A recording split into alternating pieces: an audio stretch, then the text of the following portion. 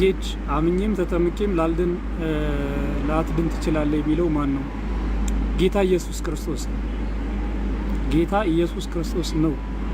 እስኪ አንተ የመሞገት ብቃት ካለ ና ገዝት ላክልኝና ግባ። ጌታ ኢየሱስ ክርስቶስ ነው እንደዛ ያለ። አምነም ተጠምቀም ከካድከው በኃጢአት ከተመላለስክ ንስሐ ካልገባህ አዎ ላትድን ትችላለህ፣ ልትቆረጥ ትችላለህ። ይህንን ያለው አንተ ጌታ ነው የምትለው፣ እኛ ግን ለጌትነቱ የምንገዛለት ጌታችን ኢየሱስ ክርስቶስ ነው። ለዚህ ነው ለጌታ ለኢየሱስ ክርስቶስ አትገዙም፣ ጌታ ነው ትላላችሁ እንጂ ለጌትነቱ አትገዙም የምልህ ማለት ነው።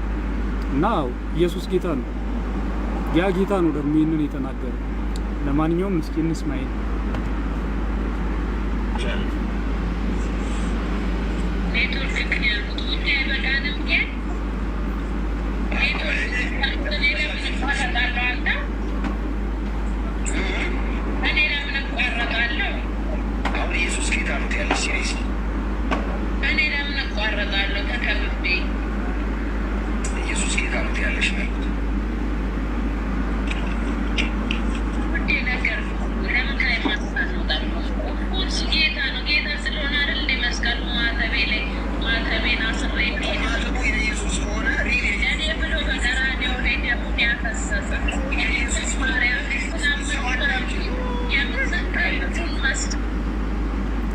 በነገራችን ላይ ይህ የአጋንንት ምልክት ነው። ኢየሱስ ጌታ ነው በይ አላት። ኦፍ ኮርስ ጌታዬ ነው። ጌታዬ ስለሆነ አይደለም ወይ ስለኔ ሞተልኝ፣ በመስቀል ላይ ተሰቀለልኝ፣ ስለኔ ሞተልኝ ስትለው አይታችኋል እንዴት እንደጮኸ አለ። ይሄ ባይዜ የአጋንንት ምልክት ነው። የኢየሱስ ክርስቶስ ጌትነት ሲነገር፣ ኢየሱስ ክርስቶስ እንደሞተልን ሲነገር የሚያስጮህ መንፈስ ውስጥህ ካለ ይሄ አጋንንት ነው በነገራችን ላይ። እና ውስጥህን ቼክ ብታደርግ መልካም ነው። በጣም ክፉ መንፈስ ተጠናውተዋል ማለት ነው። ልጅቷ እንግዲህ ስለ ሌላ ጉዳይ አይደለም እያወራች ያለችው። ስለ ሌላ ጉዳይ ስታወራ አይደለም የጮኸው፣ ስለ ኢየሱስ ክርስቶስ ጌትነት፣ እርሱ እንደሞተላት ነፍሷን እንዳዳነ እንደተሰቀለላት እየተናገረች ነው ሲጮህ የነበረው። አይታችኋል። የኢየሱስ ጌትነት በዚህ ልክ ሲሰበክ ያስጮሃል፣ አጋንንት ያለበትን ማለት ነው። ለማንኛውም እንቀጥል።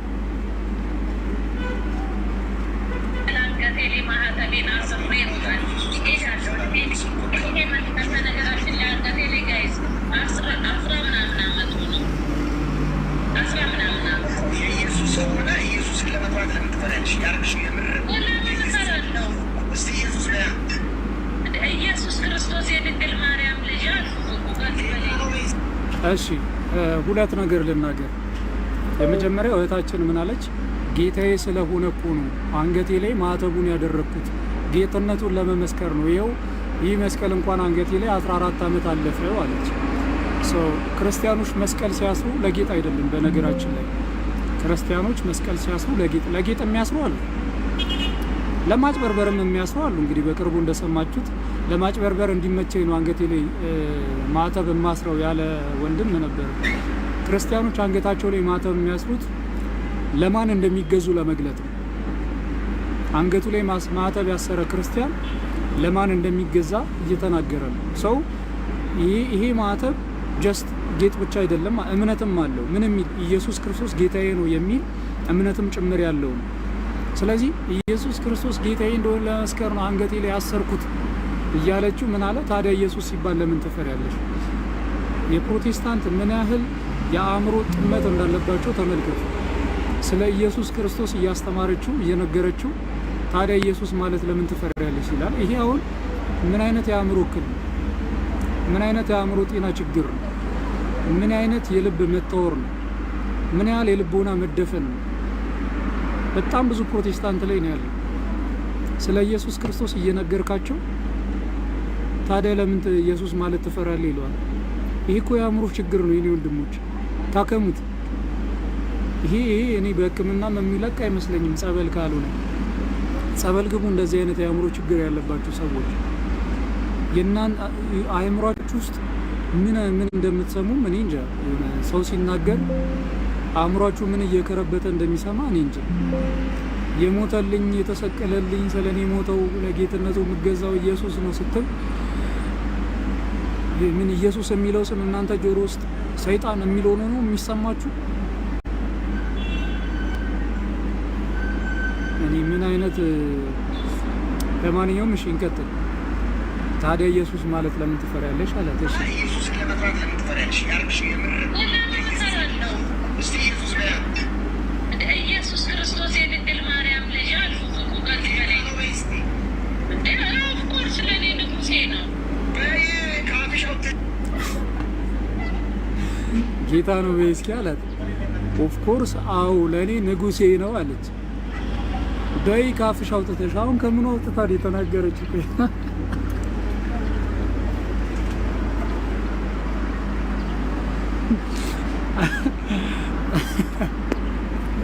አረ እንደው አንዳንድ ሰዎች ግን አረ ተው።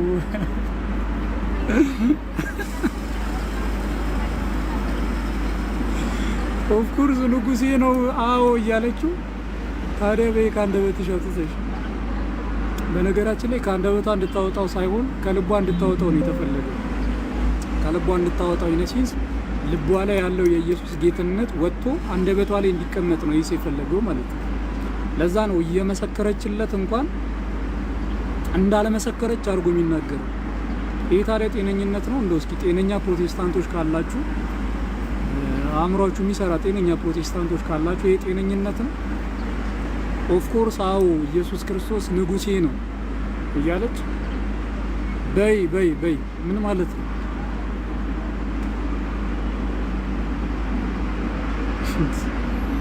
የሚገርም እኮ ነው። እሺ እንስማ።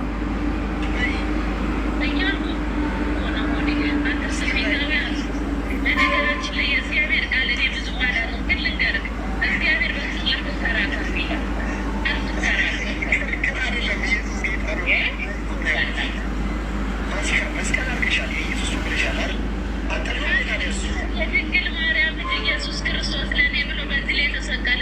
ኢየሱስ ጌታ ባይሆን ኖሮ ለእኔ ብሎ ባይሰቀል ደግሞ ማተቤ ይቆራለሁ። መለያየት ሌላውን ነገር ነው ብቻ በይ። እኔ ምን አዳልኝ የኔ ማልሰው አንተነክ ማሰብ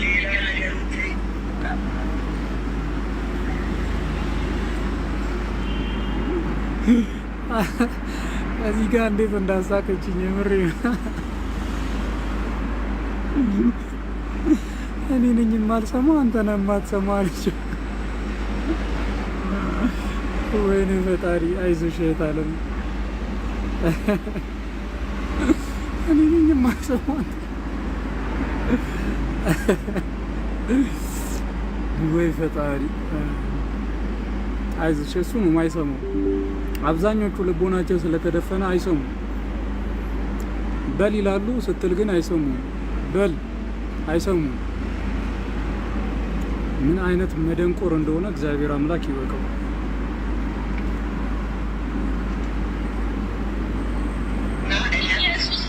ኢየሱስ ክርስቶስ ጌታ ስለሆነ የተሰቀለልኝ የድንግል ማርያም ልጅ የኔ ንጉስ ነው።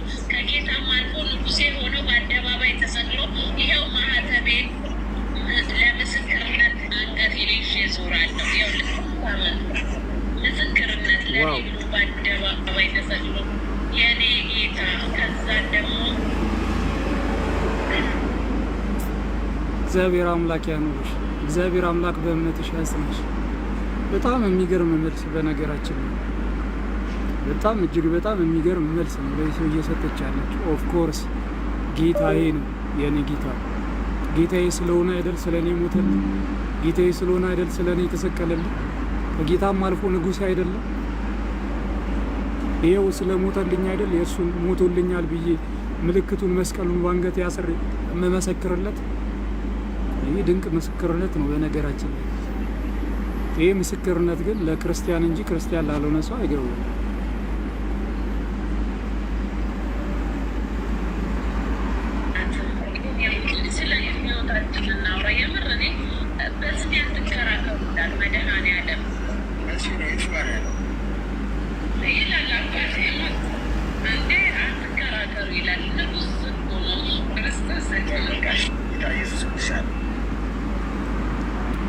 እና ምን ልላችሁ ፈልጌ ነው ኢየሱስ ክርስቶስን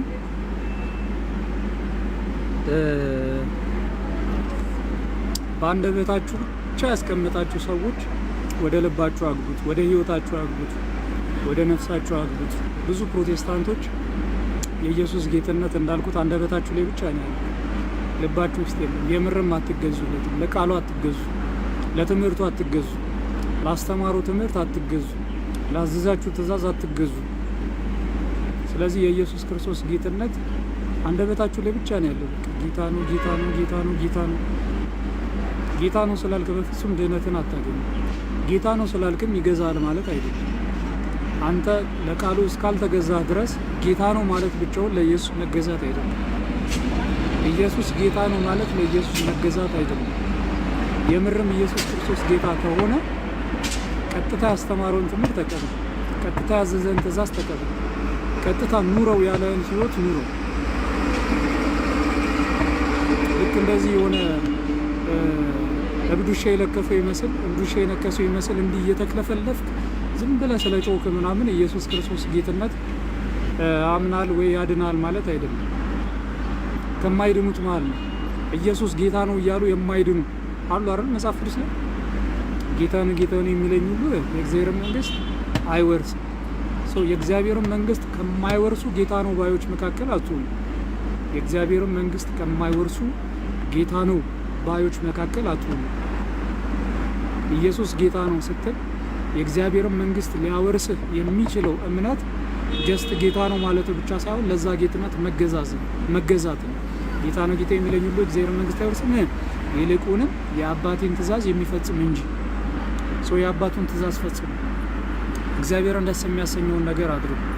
ምንድነው እርሱ? ጌታ ኢየሱስን መቀበል። ጌታ ኢየሱስን መቀበል ማለት ኢየሱስ ጌታ ነው ሞቶልኛል ነው። ትምህርቱን ተቀበል። ትምህርቱን ካልተቀበልክ ሞቶልኛል ብቻውን በፍጹም ድህነትን ሊያሰጥ አይችልም። በክርስቶስ ትምህርት ለማይኖር አምላክ የለውም። አምላክ የለህም አንተ። የኢየሱስን ትምህርት ካልተቀበልክ አምላክ የለውም። ስለዚህ ትምህርቱን ተቀበል።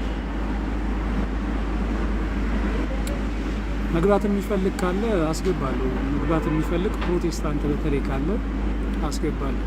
የምርም እኔ የኢየሱስን ጌትነት እቀበላለሁ የሚል ፕሮቴስታንት ካለ አስገባለሁ። እስኪ እዚች ነገር ላይ እንደውም ቆይ እስኪ ጥቂት ነገር ልበል። ጌች አሪፍ ነገር አነሳ። በነገራችን ላይ እስኪ ቆይ እንደው ገስት መላኪያው ጠፍቶብህ ከሆነ እስኪ ኢንቫይት ላድርግ። እስኪ ትገባለህ? እስኪ ኢንቫይት እስኪ አክሰፕት አረገ አክሰፕት አረገ። ኧረ ተው አታጓጓኝ ጌች። ኧረ ተው ኢንቫይቱን ተቀበል። ተው ግን ተው። እኔ ለአንተ ጊዜ እንዲህ ነኝ። እሺ ተው በቃ ችግር የለም። በቃ ኮመንት ጻፍሽ ሚዩት አላረገም ችግር ያው ኖርማል ነገር ስለሆነ ሀሳብን ስለሆነ እያቀረብክ ያለው ችግር የለም። በቃ ኮመንት ላይ አቅርብ ሀሳብን። ለማንኛውም እዚች ጉዳይ ላይ ግን እሺ ጌች እኔም እኮ የገባህን እንድናወራ ነበረ እንከራከር ብዬ አይደለም የጠራው፣ ግን ችግር የለም። በቃ ኮመንት ላይ ብቻ ጻፍ። እዚህ ነገር ላይ ጥቂት ነገር ልበል። ወንጌል የበራለት ነው እንትን የሚለው እንጂ በነገራችን ላይ ኢየሱስ ክርስቶስ ለቅዱስ ጳውሎስ ተገለጠለት። በመጽሐፍ ቅዱሳችን ላይ ራሱ ጌታ ኢየሱስ ክርስቶስ ቀጥታ ያገኘው ሰው ቅዱስ ጳውሎስ ነው፣ ከእርገቱ በኋላ ማለት ነው። ጌታ ኢየሱስ ተገለጠለት፣ ዓይኑን በብርሃን አወረው። ስለምን ታሳድደኛለህ? ጌትነቱን ገለጠለት። ቅዱስ ጳውሎስም ጌትነቱን ተቀበለ። ገሷት መስበክ አልጀመረ። ድኛለሁኝ አላለ፣ ከኃጢአቱም አልታጠበ። ጌታ ኢየሱስ ራሱ ወዴት ነው ያዘዘው? ሂድና አናንያ የሚባል ሰው አለ፣ እርሱ ልታደርግ የሚገባን ያስተምራል አለው። አናንያ ጋር ሄዶ ተምሮ እንግዲህ ስለምን ትዘገያለህ? ተነሳና ተጠመቅ፣ ከኃጢአትህም ታጠብ ተብሎ በአናንያ አማካኝነት በጌታ በኢየሱስ ክርስቶስ ስም ሲጠመቅ ነው የኃጢአትን ስርየት ያገኘው ክርስቲያን የተባለ የዳነው። አይገርምም? በራልኝ ብለህ በቤተ ክርስቲያን ካልተጨመርክ የበራልህ የአጋንንት ብርሃን ነው፣ የጨለማ ብርሃን ነው። የጨለማ ብርሃን ማለት የበራልህ መስሎ ጨልሞብህ ነው ማለት ነው። የበራ ይመስላል ግን ጨለማ ውስጥ ነው። የእሳት ብርሃን ማለት ነው። ጨለማ ውስጥ እሳት ያበራል አይደል? ለምሳሌ ሲኦል ብርሃናማ ስፍራ ነው ብትለኝ አልከራከርም።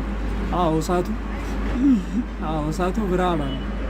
ያ ብርሃን ግን የክፉ መንፈስ የሰይጣን የቅጣት ስፍራ ብርሃን እንጂ እውነተኛው ብርሃን የአምላክ ብርሃን በገነት የሚያበራው ብርሃን አይደለም። በሲኦል ያለው ብርሃን አይተዋል። በራልኝ ያልከው ብርሃን የምርም የጌታ ኢየሱስ ክርስቶስ ከሆነ ትምህርት አያስፈልገኝም ካል ከአንተ ጤነኛ አይደለም ማለት ነው። ጤነኛ አይደለም። ኢየሱስ ክርስቶስ ከበራልህ ለምን በትምህርት እንደዚህ በዚህ ልክ ተበታተነ? የበራልህ ኢየሱስ እንዴት ነው ይሄንን ያልገለጠልህ ያላስተማረ?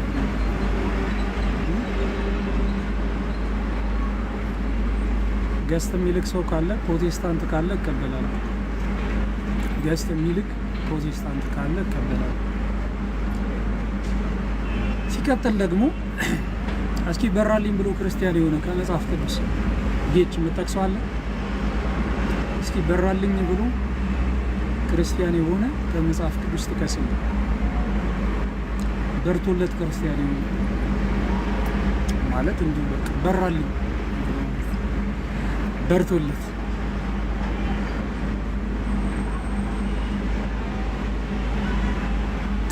እኔ እኮ የምር እኔ አንድ ነገር ይውጌች ምናልባት አሁንም ካለ አንድ ነገር ይወቅ።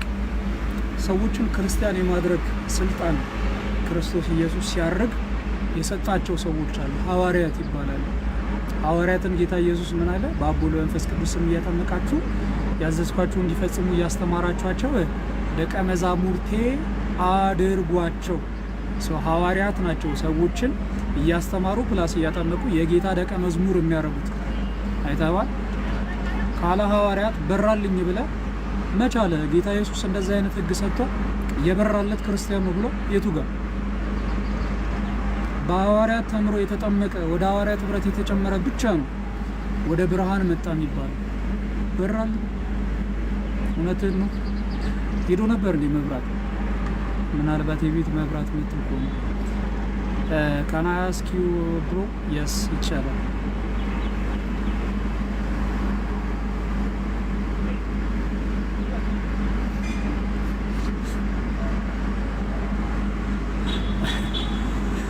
አብራራ ታለም በቃ በራልኝ ደስ ይላል። በቃ አብራራ ምኑን አብራራ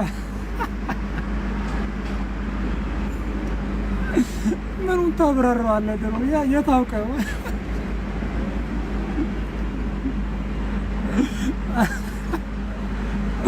ማታብራራው ስለማታውቀው ነው። አንዲት ነጥብ አታውቅም አንተ ነገረ ክርስቶስን፣ አንዲት ነጥብ ነገረ ድነትን ምን የመጽሐፍ ቅዱስን ትምህርት አንዲትም አያውቅም። ለዛ በቃ እኔ ምኑን ላብራ? አረ ወይኔ አረ ፕሮቴስታንት ግን ትፎግራላችሁ። በጣም ፎጋሪ ናቸው። ማምረጫ አታጡም። በቃ እውቀት ሲያጥረ በቃ እኔ አላብራራም። በቃ እንዲሁ በርቶልኝ ነው። እውቀት የለኝም አትልም እንዴ? ሐዋርያት ሳይበራላቸው ነው እንዲያብራሩት? ስላልበራላቸው ነው ያብራሩት። የጌታ ኢየሱስን ትምህርት ዮሐንስ በወንጌሉ የክርስቶስ ኢየሱስን ጌትነት አብራርቶ የተናገረው ስላልበራለት ነው። በቃ በርቶልኝ ነው አላብራራም አላለም እኮ። ማን አንተ ማንን በል አላቅም። እውቀት የለኝም ማብራራበት አንድ ነገር ነው። ወይ ፈጣሪ ጌች። እሺ በራልኝ ያልክ የጌታን ፍቅር ነው። እስኪ ጻፈልኝ ኮሜንት ላይ የጌታ ፍቅር ይበራል የሚል እስኪ፣ ወይ ደግሞ የጌታ ፍቅር በራልኝ ያለ እስኪ ከመጽሐፍ ቅዱስ እስኪ ጥቀስልኛ። ዝም ብለህ አንተ እኮ አሁን ዝም ብለህ ከሀሳብ እያመነጨ ከሆነ ምን እናርጋው? ያንተን ሀሳብ እኛ ምን እናርገው? መጽሐፍ ቅዱስ ላይ ከሌለ ምን እናርገው? ምን ያደርግልናል? እስኪ የምር መጽሐፍ ቅዱስ ላይ ከሆነ የሀሳብ በመጽሐፍ ቅዱስ ላይ የጌታ ፍቅር በራልኝ ያለ ሰው ጥቀስልኝ።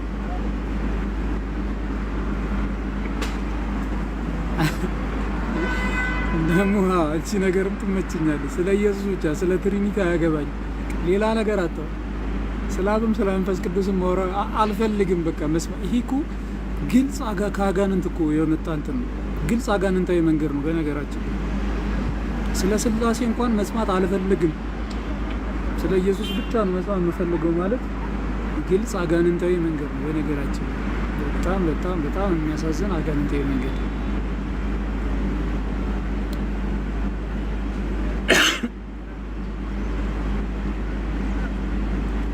እውነት ነው።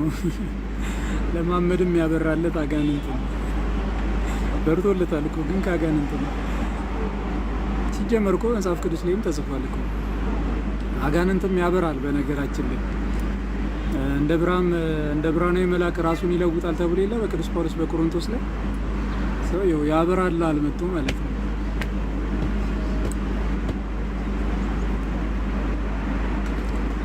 እሺ ጥያቄ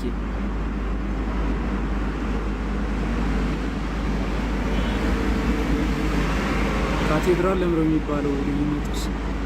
ካቴድራል ማለት በዋነኛነት እንደ የጳጳሳት መንበር መሰለ ይልበል እንጂ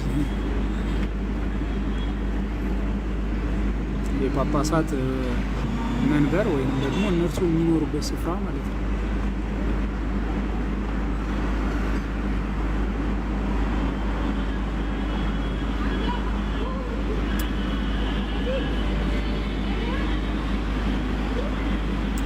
እሺ ጥያቄ ረድኤት ለምን እስኪ ንገሪኝ፣ ኮሜንት ላይ ለምን ላስገባሽ? ከጥያቄው ጋር በተያያዘ እንትን ከርዕሱ ጋር በተያያዘ ጥያቄ አለሽ ምንድን ነው? ካልሆነ በውስጥ እንድትጽፊልኝ።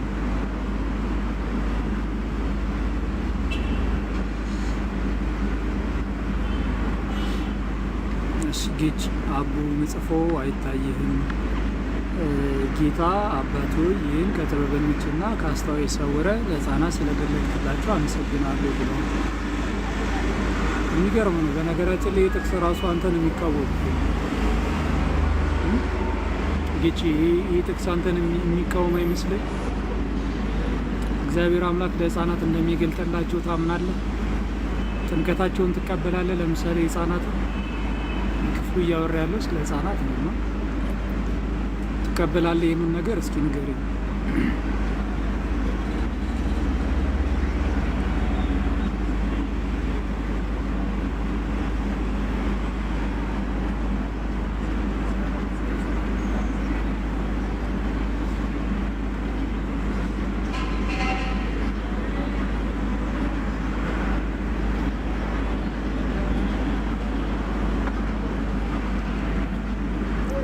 የጌታን ስም የሚጠራው ሁሉ ይድናል የሚለው ቢብራራ በጣም ደስ የሚል ማብራሪያ ነው። በነገራችን ላይ ያለው የጌታን ስም የሚጠራው ሁሉ ይድናል የሚለው ቃል ማለት ነው።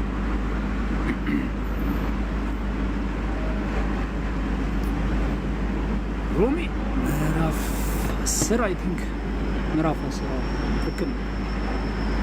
እስኪ ቆይ ላውጣ። የጌታን ስም የሚጠራው ሁሉ ምን ይላል? ይድናል። እስኪ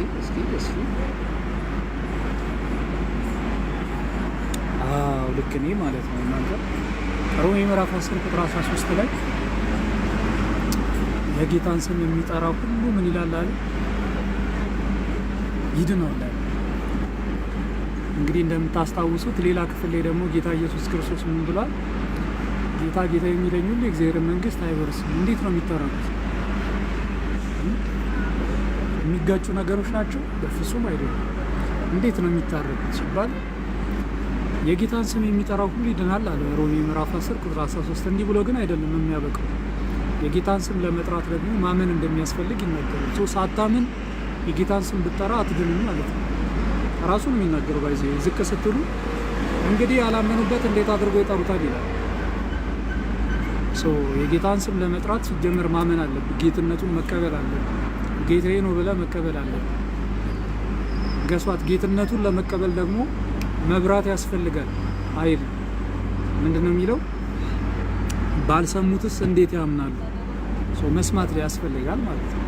አይተባ ሰምተህ ነው የምታምነው። ለመስማትስ ምን ያስፈልጋል? የራስን ስሜት ነው የምትሰማው አይደለም። ካለ ሰባኪስ እንዴት ይሰማሉ ይላል። ከሰባኪ ሰምተህ ነው የምታምነው፣ አምነህ ነው የምትጠራው። የኢየሱስ ክርስቶስን ጌትነት ስትጠራ በእምነት ነው። የምታምነው ሰምተህ ነው። የምትሰማው ደግሞ ከሰባኪ ነው። ካለ ሰባኪስ እንዴት ትሰማለህ ስለምን ማለት ነው። ከየትኛው ሰባኪ ዝም ብሎ በየመንደሩ ካለው በቃ ዝም ብሎ ይቺን ነገር ብቻ ስለሚናገረው ሰባኪ ነው የሚናገረው ነው። ካልተላኩስ እንዴት ይሰብካል ይላል። ስለተላኩ ሰባኪዎች እንጂ በራሳቸው ተነስተው እንዲሁ ስለሚናገሩ ሰባኪዎች አይደለም። እነዚህ ያልተላኩ ሰባኪዎች ናቸው። በየመንገዱ የምታገኛቸው ሰዎች በፍጹም ያልተላኩ ሰባኪዎች ናቸው። ሐዋርያት ጌታ ኢየሱስ ክርስቶስ ሐዋርያትን የላከው በደንብ አድርጋችሁ አስተውሉ። ጌታ ኢየሱስ ማንን የላከው? ሐዋርያት አስተማሩ። ማስተማር ብቻ ግን አይደለም፣ ሌሎችን ደግሞ ላኩ። ማን? ሐዋርያት አይተዋል። ሐዋርያት ናቸው ሌሎችን የላኩት ማለት ነው። እኔ ከጌታ ቅዱስ ጳውሎስ ምን አለ? እኔ ከጌታ የተቀበልኩትን ለአንተ አደራ ሰጥቻለሁ፣ አንተ ደግሞ ሊያስተምሩ ለሚችሉ ሰዎች አደራ ሰጥ ይለዋል ጢሞቴዎስን ማለት ነው። ቅዱስ ጳውሎስ ከጌታ ተቀበለ። ከዛስ እርሱ ከጌታ የተቀበለውን ትምህርት ለማሰጠር ኃላፊነቱን ለማሰጠር ለጢሞቴዎስ እንዲሁ ተነስቶ አይደለም መስበክ የጀመረው፣ ከቅዱስ ጳውሎስ ስልጣን ተሰጥቶት ነው። ከዛ ቅዱስ ጢሞቴዎስስ ደግሞ አንተ ደግሞ ለተመረጡ ሰዎች ማስተማር ለሚችሉ ሰዎች አደራ ስጥ አሉ። አይተዋል። ሰክሴሽኑን አይተዋል። ሰክሴሽን አለው ማለት ነው። ከሐዋርያት ጀምሮ በቃ ሐዋርያት ጌታ ኢየሱስ ቀጥታ የላከው ሐዋርያትን ብቻ ነው። እነዛ ሐዋርያት ደግሞ በዚህ ምድር ላይ ቤተ ክርስቲያን ብለን የምንጠራት ማለት ነው። እቺ ቤተ ክርስቲያን ናት ተልእኮን የተቀበለችው፣ የሐዋርያት ጉባኤ ማለት ነው ቤተ ክርስቲያን። ቤተ ክርስቲያን ናት ይህንን ተልእኮ የተቀበለችው። ሌሎችን መምህራን አድርጋ የምትልከው ቤተ ክርስቲያን ናት። ከቤተ ክርስቲያን ከእውነተኛው የጌታ ቤተ ክርስቲያን ያልተላከ ሰው ሰባኪ አይደለም። እሱን ሰምተህ አምኛለሁ ብትል ያመንከው እምነት እውነት አይደለም። ያመንከው እምነት ጥያቄ ምልክት ውስጥ ይገባል። ምክንያቱም የምታምነው እምነት ጤናማ መሆን አለበት። የምታምነው እምነት የሚያድን መሆን አለበት። የሚያድን እንዲሆን ደግሞ ጌታ ከላካቸው ሐዋርያት ቀጥታ መቀበል አለበት። ትምህርቱ ቀጥታ ከሐዋርያት ካልተቀበልክ በፍጹም አያድንም ማለት ነው። የኢየሱስን ስም የሚጠራ ሁሉ ይድናል። አዎ ይድናል። የትኛው? ክርስቲያን የሆነ ሰው። ክርስቲያን ካልሆንክ የኢየሱስን ጌትነት እንዲሁ ብጠራ አትድን። ክርስቲያን መሆን ማለት የኢየሱስን ጌትነት መቀበል ማመን ነው። የኢየሱስን ጌትነት መቀበል ማመን፣ ደጋግሜ እንደተናገርኩት የኢየሱስን ማንነት ኢየሱስ ስለ እናንተ ሲል ያደረገውን ፕላስ ደግሞ ኢየሱስ ክርስቶስ ያስተማረውን ትምህርት አንዳች ሳታጓድል መቀበል ነው። የኢየሱስን ትምህርት የማትቀበል ከሆነ የኢየሱስን ጌትነት አልተቀበልክም ማለት ነው። ምክንያቱም ጌትነቱን ብትቀበል ትምህርቱን ታምን ነበር እና ከዛ ጋር በጣም ይያያዛል ማለት ነው።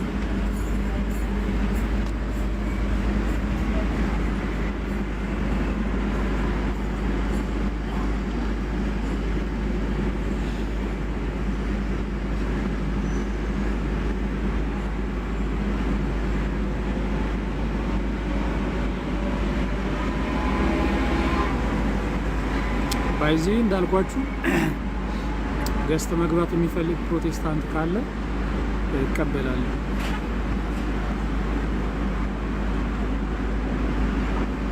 ጌች በራልኝ ስልህ የተሰጠንም በመንፈስ ቅዱስ የእግዚአብሔር ፍቅር በልባችን ስለፈሰሰ ተስፋ አያሳፍርም። እንዲህ ለማለት ፈልጌ ነው አልክ። እንዲህ ለማለት ፈልገ ከሆነ እንዲህ በል በቃ።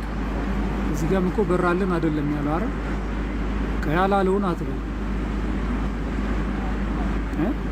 ያለውን ለምን አትልም? እንዲህ ለማለት ፈልጌ ነው ብለው ከምጠቅስ ማለት ነው። የሐዋርያት ሥራ ምዕራፍ 4 ቁጥር 12ን አንብብልኝ። እሺ አነባለሁ። ሳንቼስ ሎቭ። እሺ እንድንበት ዘንድ የተሰጠ የዳኛ ስም ከሰማይ በታች የለምና። ሮሜ ምዕራፍ 4 መጀመሪያ ላይ ላስታውሳችሁ። ከምዕራፍ 3 ነው የሚጀምረው። በነገራችን ላይ ከምዕራፍ 3 ቁጥር 1 ነው የሚጀምረው። ምዕራፍ 3 ቁጥር 1 ላይ ሐዋርያት ጸሎት ለማድረግ ወደ መቅደስ እየሄዱ ነበረ። ጸሎት ሰዓት ሲደርስ ማለት ነው። ያው ክርስቲያኖች መቅደስ አላቸው፣ ክርስቲያን ያልሆኑ ሰዎች መቅደስ አያስፈልግም ይላሉ። ሐዋርያት ግን ከኢየሱስ ክርስቶስ ሞትና ትንሣኤ በኋላ ራሱ ወደ መቅደስ እየሄዱ ይጸልዩ ነበረ። እኛም ሐዋርያዊት ቤተ ክርስቲያን ስላለን በመቅደሱ ወደ እግዚአብሔር አምላክ እንጸልያለን፣ አምልኮን እናቀርባለን። እሺ ወደ ቤተ ክርስቲያን ወደ ቤተ መቅደሱ እየሄዱ እግዚአብሔርን ለማምለክ ለመጸለይ አንድ ሽባ ሰው አገኙ። ያንንም ሽባ ፈወሱት። በኢየሱስ ክርስቶስ ስም ምን አሉት? ፈወሱት። ከዛ በኋላ በጣም በአይሁዳውያን መካከል በጣም ከፍተኛ ግርግር ተፈጠረ። ማን ነው እንደዚህ ያደረገው ተብሎ ማለት ነው። እሺ ከዛ ነው ቀጥሎ የሚመጣው ሙሉ ምዕራፉ ባይዘ ስለዚሁ ጉዳይ ስለዚሁ ኢንሲደንት ነው እያብራራ የሚመጣው ማለት ነው። እሺ ለህዝቡም ሲናገሩ የካህናት አለቆችና የመቅደስ አዛዥ ሰዱቃውያንም ህዝቡን ስላስተማሩና በኢየሱስ የሙታን ትንሣኤ ስለሰበኩ ተቸግረው ወደ እነርሱ ቀረቡ። ሰው ሐዋርያት የኢየሱስ ክርስቶስን ሞትና ትንሣኤ ስለሚሰብኩ በጣም ተቸገሩ፣ ተጨነቁ። እሺ ወደ እነርሱ ቀረቡ። እጃቸውንም ጭነውባቸው አሁን መሽቶ ነበርና እስከ ማግስቱ ድረስ በወህኒ አኖሯቸው፣ አሰሯቸው ማለት ነው ያንን የሚሰብኩትን። እሺ ነገር ግን ቃሉን ከሰሙት ብዙዎች አመኑ። የወንዶችም ቁጥር 5000 ያህል ሆነ። የሚገርም ነው። በጣም ብዙ ሺህ ሰዎች አመኑ ቃሉ። በነገውም አለቆቻቸውና ሽማግሌዎች፣ ጻፎችም፣ ሊቀ ካህናቱም አናም፣ ቀያፋም፣ ዮሐንስም፣ እስክንድሮስም የሊቀ ካህናቱም ዘመዶች የነበሩት ሁሉ በኢየሩሳሌም ተሰበሰቡ። ትልቅ ጉዳይ ተፈጥሯል። አስቡት፣ በአንድ ቀን 5000 ሰው ሲያምን ማለት ነው። ተሰበሰቡ። እሺ እነርሱንም በመካከል አቁመው ሐዋርያትን ማለት ነው ጴጥሮስና ዮሐንስን፣ እሺ በምን ኃይል ወይም በማስም እናንተ ይህንን አደረጋችሁ ብለው ጠየቋቸው። የትኛውን? የፈወሱትን ያስተማሩትን። በምን ኃይል ወይም በማስም። በማስም ሲባል ምን ማለት ነው? በማስልጣን በማን ስልጣን ነው እንደዚህ ያደረጋችሁት? ማን ነው ይህንን ያዘዛችሁ እንዲህ እንድታደርጉ? ማን ነው ስልጣን የሰጣችሁ ብለው ጠየቋቸው። እሺ ጠብ ጠብ እያለ ነው ዝናብ፣ ጠብ ጠብ እያለ ነው ዝናብ።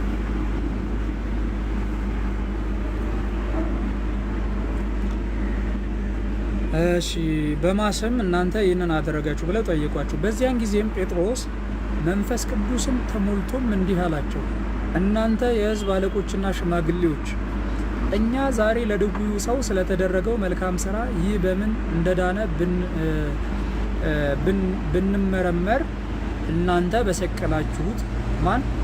እናንተ በሰቀላችሁት እግዚአብሔርም ከሙታን ባስነሳው በናዝሬቱ በኢየሱስ ክርስቶስ ስም ይህ ደህና ሆኖ በፊታችሁ እንደቆመ ለእናንተ ለሁላችሁ ለእስራኤል ሕዝብ ሁሉ የታወቀ ይሁን።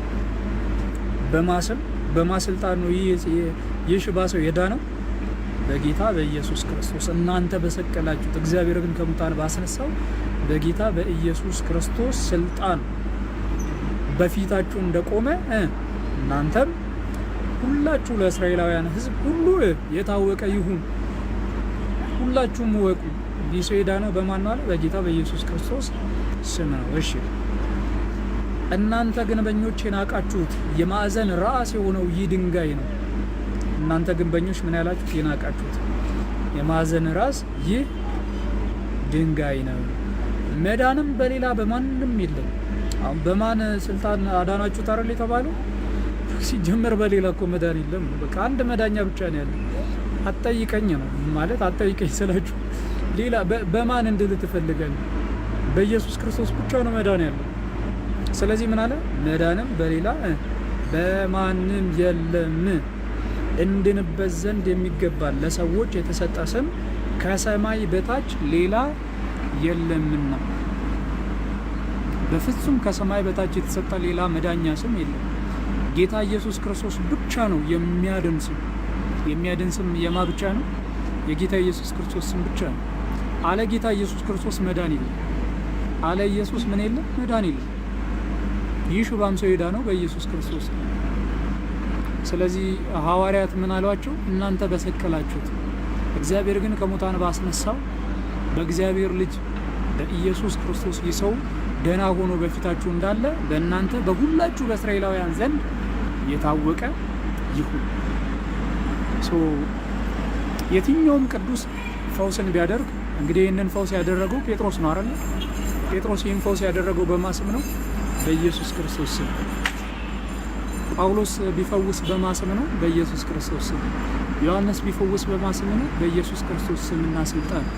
እመቤታችን ቅድስት ድንግል ማርያም ብትፈውሰን በማስምና ስልጣን ነው? በኢየሱስ ክርስቶስ ስምና ስልጣን። ቅዱሳን ሁሉ ቢፈውሱ፣ ቅዱሳን ሁሉ ካለንበት ደዌ ቢያድኑ በማስምና ስልጣን? በጌታ በኢየሱስ ክርስቶስ ስምና ስልጣን። ሰማዕቷ ቅድስት አርሴማ ከተቸገርንበት ጉዳይ ብትፈውሰን በማስምና ስልጣን ነው? በጌታ በኢየሱስ ክርስቶስ ስምና ስልጣን ነው። አለ ጌታ ኢየሱስ ክርስቶስ ሌላ ስልጣን የለም። ሁሉም ቅዱሳን ሊፈውሱን የሚችሉት ፈዋሽ በሆነው በኢየሱስ ክርስቶስ ስምና ስልጣን ነው። አለ እርሱ ሌላ መፈወሻ መንገድ ስለሌለ ማለት ነው። መፈወሻችን ራሱ ጌታ ኢየሱስ ክርስቶስ ስለሆነ ማለት ነው። ልክ ጴጥሮስን ጣቢታ እንደጠራችው እኛም ቅዱሳንን እንጠራቸዋለን። ጴጥሮስ መጥቶ በጌታ በኢየሱስ ክርስቶስ ስም የሞተው ወንድሟን እንዳነሳ ቅዱሳንም መጥተው በጌታቸው በኢየሱስ ክርስቶስ ኃይልና ስልጣን ከሞትንበት ከኃጢአት በሽታ ይፈውሱናል። ስለዚህ እንዲህ እናምናለን እንታመናለን ይላል መዝሙራችን። ቅዱሳን ሁሉ የሚፈውሱን በኢየሱስ ክርስቶስ ስምና ስልጣን። ሌላ ጥያቄ ያለው ካለ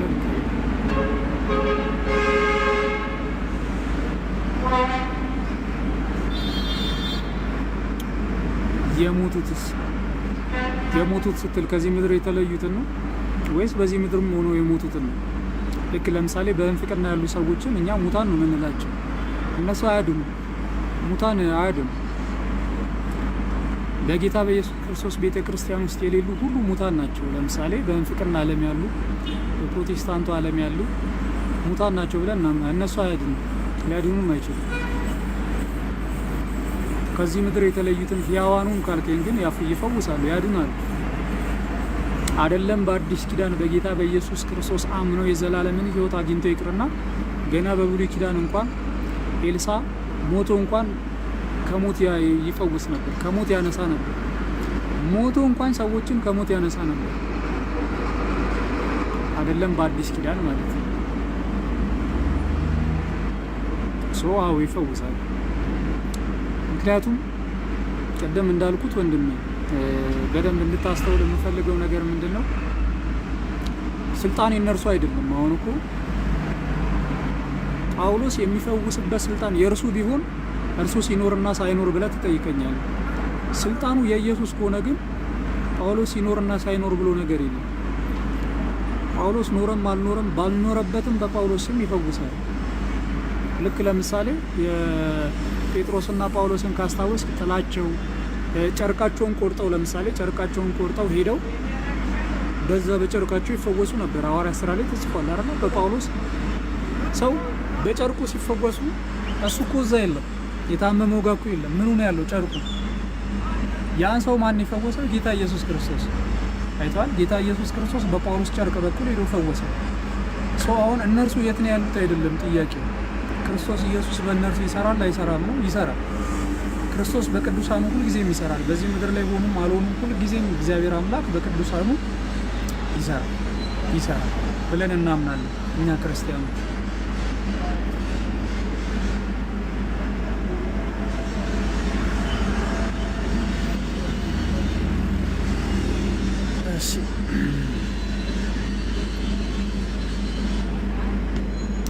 ቴንኪው ጸጋውን ስራውን አቁሙ በለጡ። አንተን ተቀብዬ ከአንተ ጋር ልዳረቅ ቶ በእናትህ እኔ ከህፃናት ጋር የመነጋገር አቅም የለኝም። ስታድግ ትገባለህ፣ ስታድግ አስገባለሁ። እሺ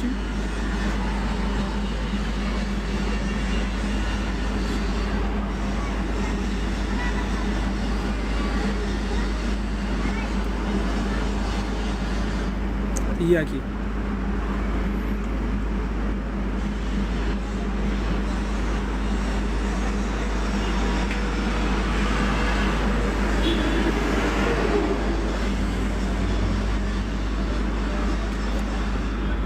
ፍጥረትን ሁሉ ወክለው ነው ወይ ጸበለ ሲበሉት? ምን ማለት ነው? ወክለው ነው ማለት አይደለም። ወክለው መስጠት ስትይ አልገባኝም፣ ግን አይደለም። 75 ዓመት የምርሽን ነው? ሶሪ በእናታችሁ ትልቅ ሰው ተናገር ማለት ቢያንስ በእድሜ ጌች አራ መልስልኝ የሚለውን ኮሜንትን ያየሁት ከላይ ምን ብለን በጌታ እውነት አላየሁም። እስኪ እንደገና ጻፍ። የክርስቶስ ስጋና ደም ነፍስ የተለየ መለኮት የተዋህደው ማለት ምን ማለት ነው? ልክ ለምሳሌ ጌታችን ኢየሱስ ክርስቶስ በሞተ ጊዜ ስጋና ነፍሱ ተለያይተዋል አይደል? ስጋና ነፍሱ ተለያይተዋል። መለኮትስ? መለኮት ግን ከስጋውም ከነፍሱም አልተለየም። ጌታ ኢየሱስ ክርስቶስ በስጋ ሞተ፣ በመንፈሱ ግን ሕያው ሆነ። በእርሱም ሄዶ በወህኒ ላሉት ሰበከላቸው ይላል አይደል መጽሐፍ ቅዱስ። ሕያዊት በሆነችው ነፍሱ በሲኦል ሄዶ ሲሰብክ፣ ስጋው ግን ተቀብሮ ነበር። መለኮት ከስጋው ተለይቷል? አልተለየም። መለኮት ከነፍሱ ተለይቷል? አልተለየም። ነገር ግን ስጋና ነፍስ ግን ተለያይተዋል አይደል? ስጋና ነፍስ ግን ምን ብለዋል? ተለያይተዋል። ልክ እንደዚህ ማለት ነው። መለኮት ያልተለየ ምንድን ነው? ነፍስ የተለየው መለኮት ግን የተዋሃደው ስጋ ሲባል እንደዚህ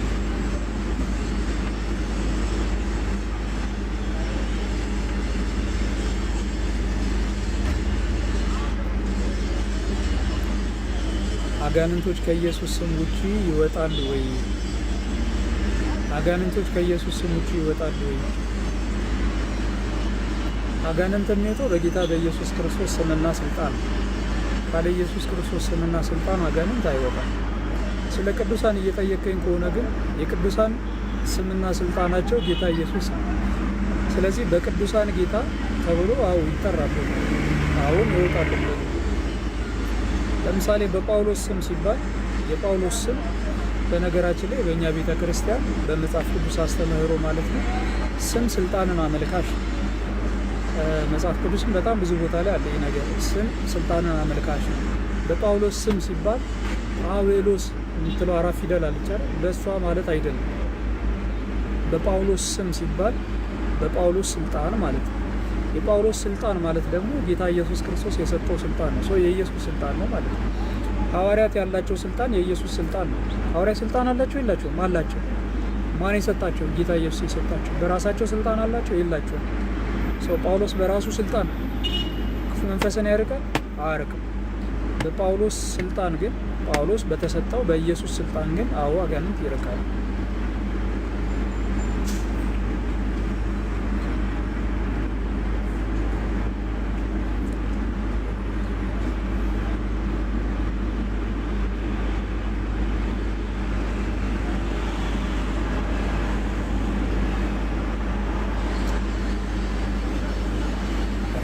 በዛብኝ እናንተ ቴክስት ደግሞ የትኛውን ልመልስ?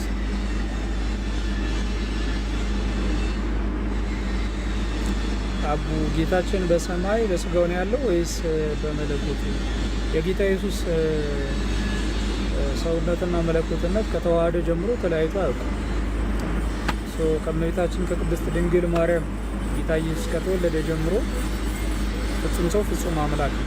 በሰማያትም ፍጹም ሰው ፍጹም አምላክ ነው ማለት ነው። በዚህ ነው በዚያ ነው አይባልም። ፍጹም ሰው ፍጹም አምላክ ነው በሰማያት።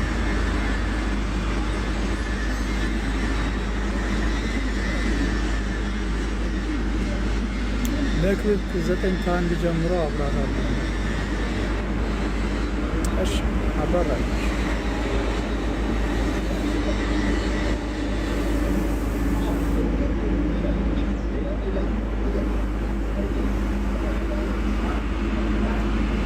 አረገ በስብሐት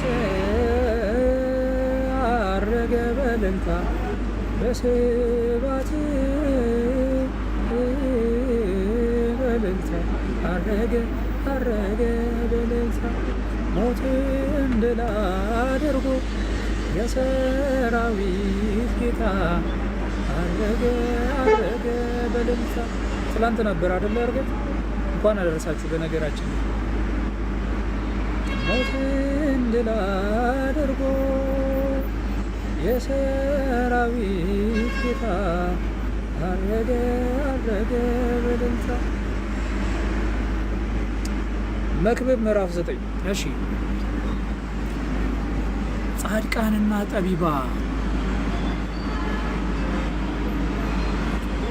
ጻድቃንና ጠቢባን ስራዎቻቸውም በእግዚአብሔር እጅ እንደሆኑ ይህን ሁሉ መረምር ዘንድ በልቤ አኖሩ። ፍቅር ወይም ጥል ቢሆን ሰው አያውቅም፣ ሁሉ ወደፊታቸው ነው። የጻድቁና የበደለኛው በረንብ አረጋችሁ ስሙ። የጻድቁና የበደለኛው፣ የመልካሙና የክፉ፣ የንጹሕና የርኩሱ መስዋዕትን የሚሰዋውና የማይሰዋው የሰው ሁሉ ድርሻው አንድ ነው። እንደ መልካሙ ሰው እንዲሁ ኃጢአተኛ፣ እንደ መሐለኛው ሰው እንዲሁ መሐላን የሚፈራው ነው። አንድ ድርሻ ሁሉን እንዲያገኝ ከፀሐይ በታች በተደረገው ሁሉ ይህ ነገር ክፉ ነው። ደግሞም የሰው ልጆች ልብ ክፋትን ትሞላለች፣ በሕይወታቸውም ሳሉ እብደት በልባቸው ነው። ከዚያም በኋላ ወደ ሙታን ይወርዳሉ። ሰዎች ሁሉ ምን ይላሉ? እሺ ይሞታሉ። ያልሞተ ውሻ ከሞተ አንበሳ ይሻላልና ሰው ከሕያዋን ሁሉ ጋር በአንድነት ቢኖር ተስፋ አለ። ያልሞተ ውሻ ከሞተ አንበሳ ይሻላል። ጥያቄ አለ? ጥያቄ አለ? የለውም። ያልሞተ ውሻ ከሞተ አንበሳ ይሻላል። እሺ ሰው ከሕያዋን ሁሉ ጋር በአንድነት ቢኖር ተስፋ አለ። ሕያዋን እንዲሞቱ ያውቃሉና። ሕያዋን ምን ያውቃሉ? እንደሚሞቱ ያውቃሉ። በዚህ ምድር ላይ ካለ እንደምትሞት ታውቀዋለህ። እሺ ሙታን ግን አንዳች አያውቁም። ሙታን ግን ምን አያውቁም? አንዳች አያውቁም። ሙታን ሞቱ ነው። እሺ መታሰቢያቸውም ተረስቷልና ከዚያ በኋላ ዋጋ የላቸውም ማለት ነው። ከዚያ በኋላ ምን የላቸውም? ዋጋ የላቸውም። ፍቅራቸውና ጥላቸው ቅናታቸውም በአንድነት ጠፍቷልና ከፀሐይ በታች በሚሰራ ነገር ለዘላለም እድል ፈንታ ከእንግዲህ ወዲህ የላቸውም ማለት ነው። የሞቱ ሰዎች በዚህ ምድር ላይ በሚሰራው ነገር ላይ ለዘላለም እድል ፈንታ የላቸውም። መታሰቢያቸው ምን ብሏል? ተረስቷል። አሁን ይህንን ክፍል ይዘው አምጥተው ከቅዱሳን ጋር የሚያገናኙ ሰዎች አሉና ያውን በጣም ከባድ የጤና ችግር ይመስለኛል። ዛሬ ጤና አዘዘውባቸው።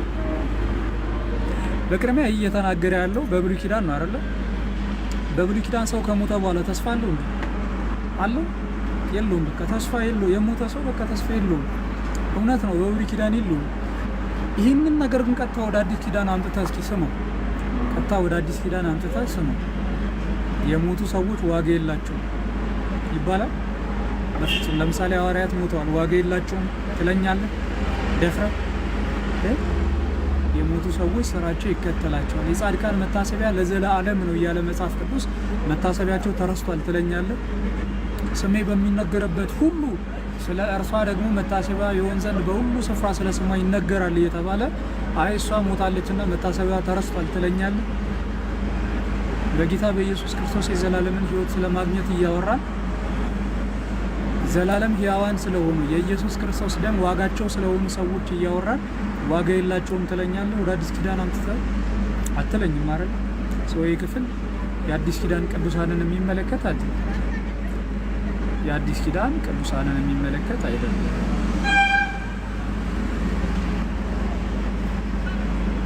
እሺ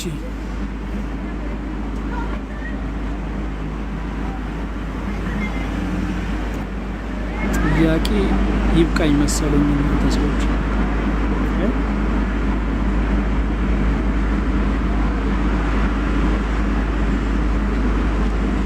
እንዴ ቤሊ እስካሁን እየጻፈ ነው እንዴ? አይ አንተ ዘንድ መስካሽ ጻኔ ሚት አላረገም። ችግር የለም። ልጆቹማ ይጫወቱ ነው ችግር። እኔ ልጆች እንዲጫወቱ ሲከለከሉ ደስ አይልም።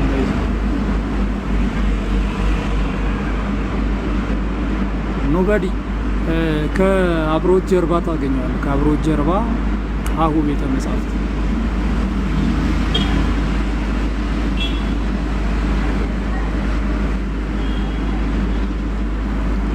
እነሱ ናቸው ጸበለሱን ይበሉ። በምክንያት ነው እኛስ ከክብራችን የጎደልን። መች ጎደልን እኛ? ኧረ እኔ ከክብሬ ያልጎደልኩኝ ጌታ ኢየሱስ ነው ክብሬ።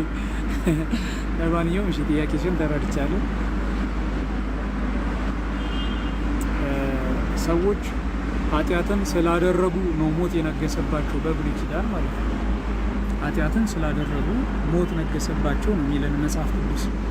እና አዳም ኃጢአት ስለሰሩ ሞት ነገሰባቸው ሳይሆን ሰዎች ሁሉ ኃጢአትን ስላደረጉ ሞት ነገሰባቸው ነው የሚለን ቅዱስ ጳውሎስ በሮሜ መልእክቱ። ስለዚህ ሰዎች ሁሉ ኃጢአተኞች ነበሩ።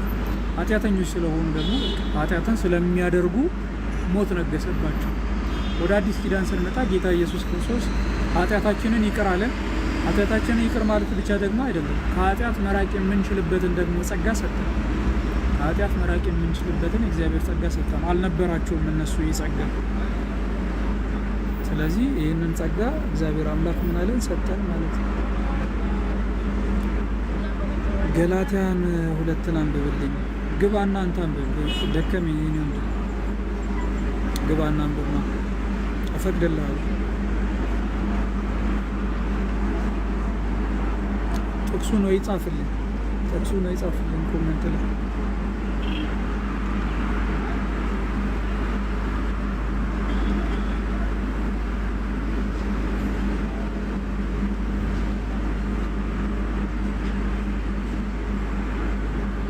አብትሽ ጥቅሱን ጻፈው። ኮሜንት ላይ ጻፈውና መልሳለሁ።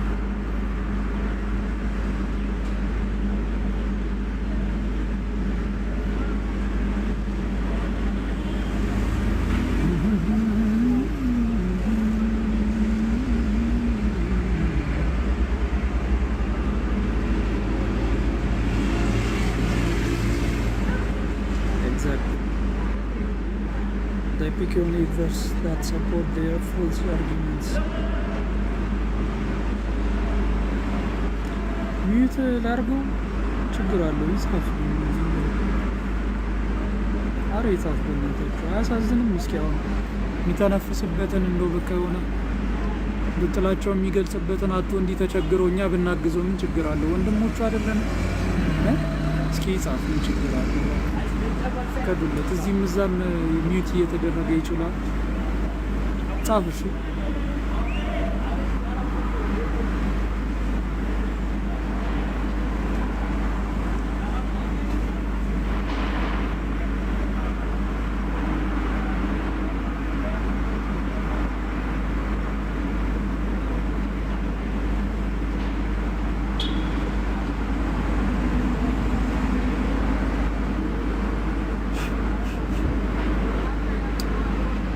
እሺ እናንተ ሰዎች በኋላ ቪዲዮ ለቃለሁ። ያው ከቀደም የተወሰነ ካብራራሁት ሀሳብ ጋር በተያያዘ የቀረጽኩት ቪዲዮ አለ። እሱን ፖስታለሁ። ሁላችሁም ሼር፣ ሪፖስት ምናምን አድርጉት። እውነት እውነት እላችኋለሁ ሰማይ ሲከፈት እግዚአብሔርም መላእክት በሰው ልጅ ላይ ሲወጡና ሲወርዱ ታያላችሁ አለ። የዚህን ክፍል አንድምታ አንብቤው ነበረ ግን አሁን አላስታውሰውም እና ሜቢ ቴሌግራም ካለ የዮሐንስ ወንጌል አንድምታ አለ ቴሌግራም ላይ፣ እሱን ቼክ አድርገው። የዚህን ክፍል አንድምታ ማለት ነው። የኦቲሲ ላይብረሪ የሚል ቴሌግራም ላይ ግባና የኦቲሲ ላይብረሪ ብለህ ሰርች አድርግ። 2 ቻናሎች ይመጣል የኦቲሲ ላይብረሪ የሚሉ፣ ሁለቱም የፒዲኤፍ ቻናሎች ናቸው። እና እንትን ብል ምንድን ነው እነሱን ከእነሱ ላይ ምናምን ዮሐንስን ወንጌል አውረድና ቼክ አድርገን አላስታውስም። ኤኒዌይስ እንዳልኳችሁ በኋላ ቪዲዮ ለቃለሁኝ። እሱን ቪዲዮ ተመልከቱት። በዛኛው ርዕስ ላይ ግን ሌላ ጊዜ እመጣለሁ። እሺ፣ ሰላም ቆዩልኝ። እግዚአብሔር ያክብርልኝ። አብራችሁን እስካሁን ስለቆያችሁ ሁላችሁንም በጣም ነው የምወዳችሁ። ደህና ዋሉ። ኖ ቆይ አንድ መዝሙር ማለት እምቢ አልወጣም። እንደ አንድ መዝሙር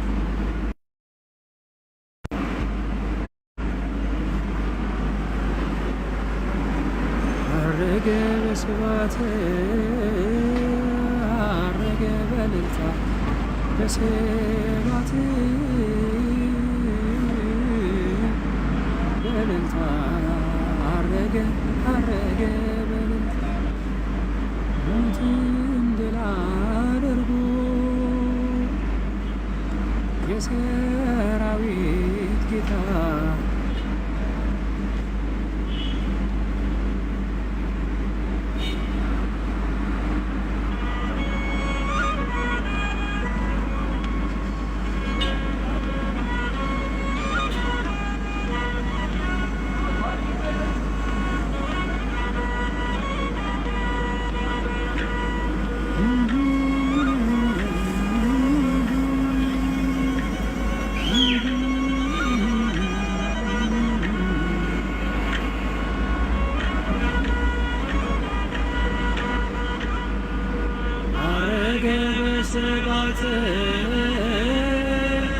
አረገ በልልታ በስብሐት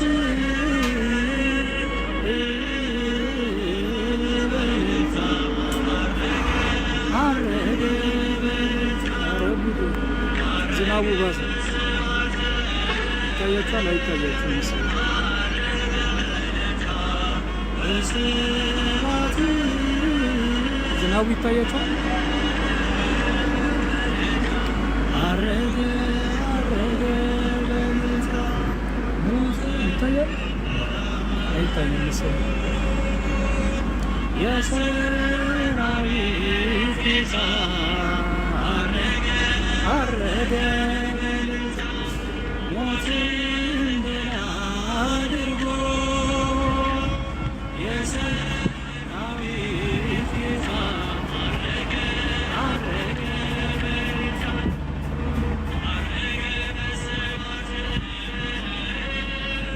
አረገ በልልታ በደንብ ነዋ።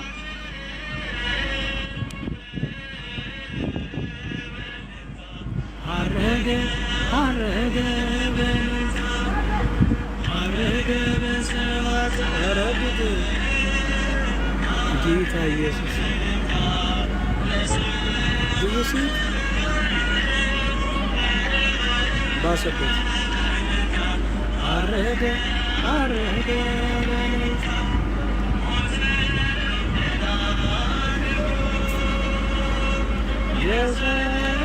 የሰራዊት ጌታ እቺን አንሳት ብሮ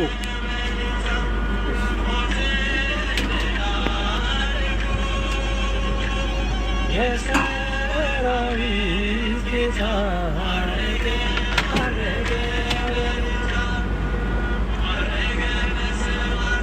ኧረ መዝሙሩ ሲቆይ ተመልከቱት። በስብሐት በልልታ አረገ ወልደ ትንሣኤ ከጨረስን በኋላ መጣ። አሁን በዝናብ እየበሰበስኩኝ እንትን ብላ አንተስ ጥሩ ነው። ይታያል ዝናቡ በስብሐት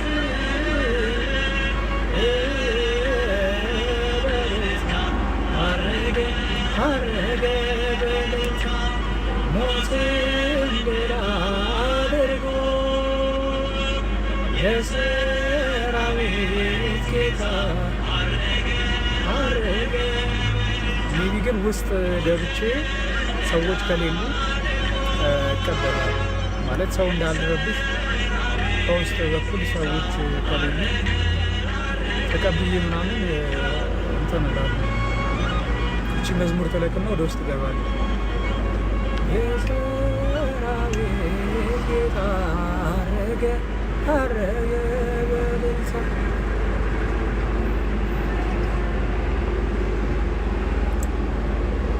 በክብርና በምስጋና ጌታችን ኢየሱስ ክርስቶስ ወደ ሰማያት አረገ፣ ዳግምም ደግሞ ይመጣል ብለን እዩት። ደግሞ ሲቆም ኧረ ተው፣ ኧረ ወይ ዝናብ ወይ ፍታ። ቆመውን ደግሞ እሺ ልቀበል ነው በቃ። ሰው መዝሙር ለምን አታወጣም? ሮዛ አሁን መዝሙር ማውጣት ድፍረት ነው የሚጠይቀው። ማለት ፈልገሽ ነው? ለምን አትደፍርም እያልሽ ነው? ወይ ፈጣሪ። እስኪ ወልደ ትንሣኤ ልቀበል።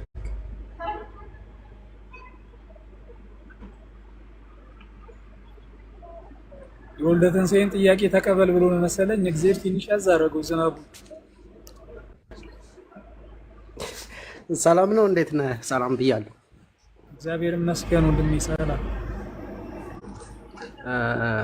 ሰላም። እኔ እኮ ጥያቄ እዚህ ምስጢረ ሥጋዌ ዕቃ ማለት ነው ቃል ሥጋ ሆነ ሲል እና ቃልም የሥጋን ገንዘብ ሲያደርግ ሥጋም የቃልን ገንዘብ ሲያደርግ አንደኛ ይሄ ተወካፊነት የምንለው ወይም ደግሞ በግድ መራብ፣ በግድ መጠማት፣ በግድ መሞት እነዚህ የሥጋ ባህሪያት ናቸውና እነሱ ግን አሁን ክርስቶስ ላይ በፍቃዱ ሞተ፣ በፍቃዱ ተራበ ነው የምንል እና እነሱ እንዴት ጠፉለት? አንደኛው ጥያቄ።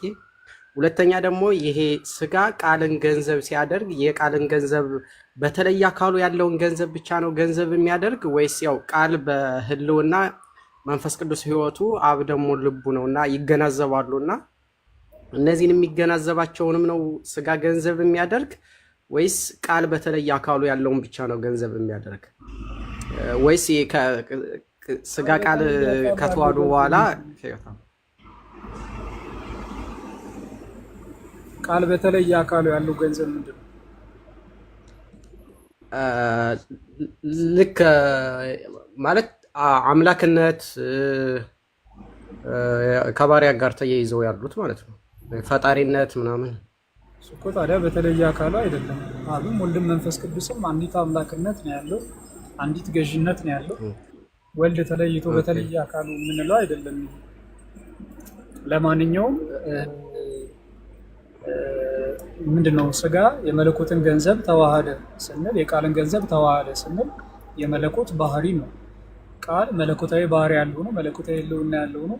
ስለዚህ ያንን ባህሪ፣ ያንን ገዥነት፣ ያንን ጌትነት፣ ያንን አምላክነት ተዋሃደ ነው። ስለዚህ በአዲስ ኪዳን ፍጹም ሰው ፍጹም አምላክ የሆነው ኢየሱስ ክርስቶስ የመላእክት ጌታቸው ነው፣ የሰው ልጆች ሁሉ ጌታ ነው፣ ይመለካል፣ ፈጣሪ ነው ብለን እናምናለን። ኢየሱስ ፈጣሪ ነው ብለን እናምናለን። ለምሳሌ ከማርያም የተወለደው ኢየሱስ ፈጣሪ ነው ብለን እናምናለን።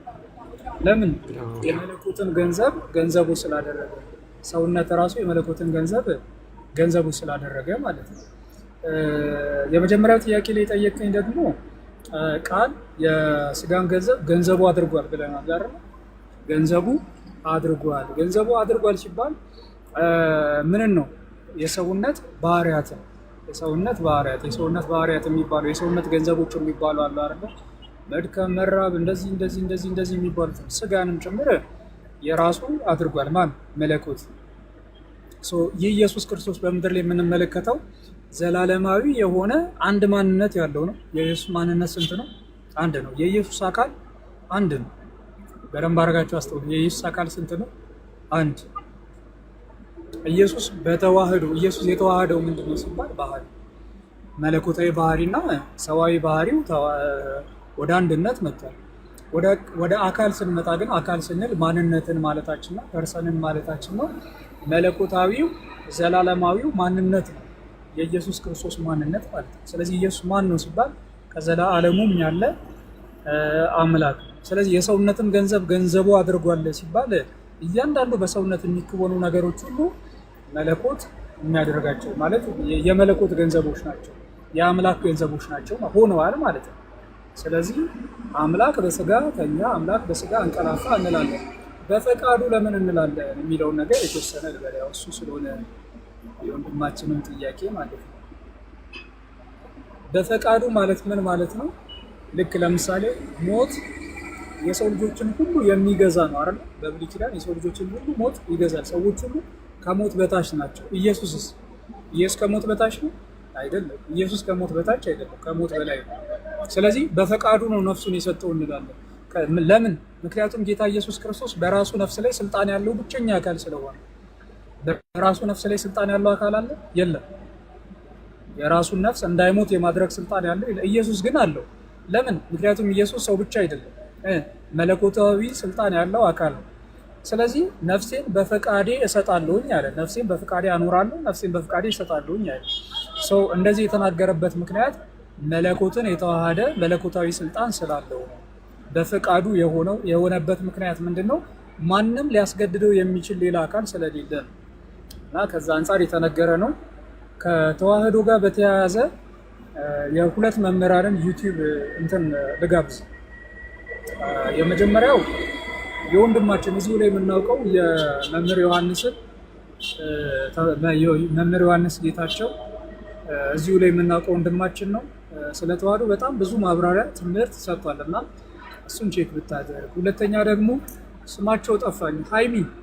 ምናልባት እስኪ ሀይሚ ካለች ኮመንት ላይ ስማቸውን ትንገረኝ። ሀይሚ የምትለቃቸው የሆኑ መምህር የሆኑ አባት አሉ፣ በጣም ስለ ተዋህዶ በሚገርም አይነት መልኩ የሚያብራሩ ማለት ነው። እና ወይ ደግሞ የሀይሚን አካውንት ቼክ አድርገው።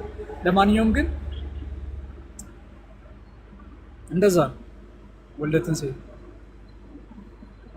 እሺ በጣም ነው የማመሰግነው። እዛ ላይ ቼክ አድርግ። እሺ ቼክ አደርጋቸዋለሁ። የቅድሙ እንኳ ጥያቄ እኔ አሁን ለክርስቶስ አሁንም የአብልብነትና የመንፈስ ቅዱስ ሕይወትነት አሁንም አሉት ወይ? አሁን ማለት በተለየ አካሉን የተዋሃደ ስላልን እነሱ ደግሞ ስላልተዋሃዱ አብረው የተዋሃደ ቃል በራሱ ማለት በተለየ አካሉ ነው ስላልን፣ ስለዚህ ቃል ደግሞ ቅድመ ዓለም ይገናዘባል። አሁን ይህ ክርስቶስም የቃልን ገንዘብ ሲያደርግ መገናዘቡንም ይገናዘባል ወይ ለማለት ነው። አሁንም መንፈስ ቅዱስ የሕይወቱ ነው ወይ ላሁን ለክርስቶስ ማለት ነው ስጋን ከተዋሃደ በኋላ? በትክክል አዎ። እሱን ነው። አመሰግናለሁ። ኢየሱስ ክርስቶስ ዛሬም ስጋን ከለበሰን በኋላ የእግዚአብሔር ቃል ይባላል አይደል? ለምሳሌ ዮሐንስ ራዕይ ምዕራፍ 19 ቁጥር 13 ላይ በደም የተረጨ ልብስን ተጎናጽፏል ስሙም የእግዚአብሔር ቃል ተብሏል ይላል። በደም የተረጨ ልብስን የተጎናጸፈው በጉን ጌታ ኢየሱስ ክርስቶስን የእግዚአብሔር ቃል ብለው ይጠራል። የእግዚአብሔር ቃልነቱ ስጋን ሲዋሃድ አልቀረም። ኢየሱስ ለዘላለም የማይለወጥ አምላክ ነው እንላለን አይደል? ትላንት የነበረ ዛሬም ያለ ለዘላለም የሚኖር። ስለዚህ ከባህሪው አንዳች ለውጥ የለም። ኢየሱስ ስጋን ተዋሃደ ስንል የሚለወጥ ነገር የለም። ከዘላለማዊ አባቱና ከዘላለማዊ ሕይወቱ መንፈስ ቅዱስ ጋር ያለው ተገናዝቦ በተዋህዶ ጊዜ በፍጹም አልቀረም። ያ ዘላለማዊ መገናዘብ ነው። ሲጀመር የሆነ ታይም ላይ የማይቀር አይነት ጉዳይም ማለት ነው እና አዎ አለው ነው። ለማንኛውም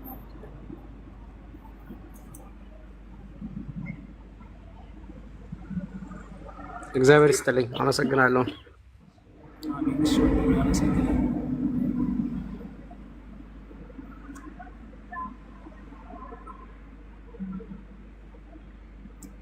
እሺ ሌላ ጥያቄ ያለው አለ?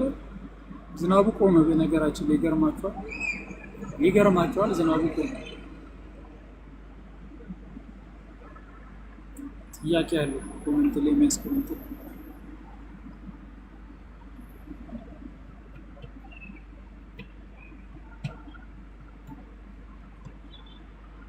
በእርግጥ ቻርጀሪ እያለቀች ነው። ለመውጣት ልገደድ ነው። ቃል እሺ ምንድነው ጥያቄሽ? ቃል አኒ ሰላም ብያለሁ።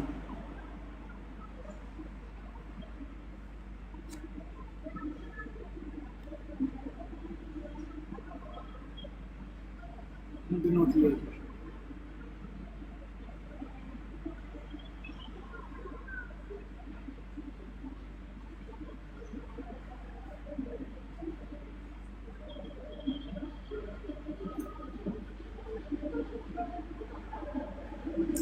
ሰሞኑን የቀለሜ ወንድም መነጋገሪያው ነው።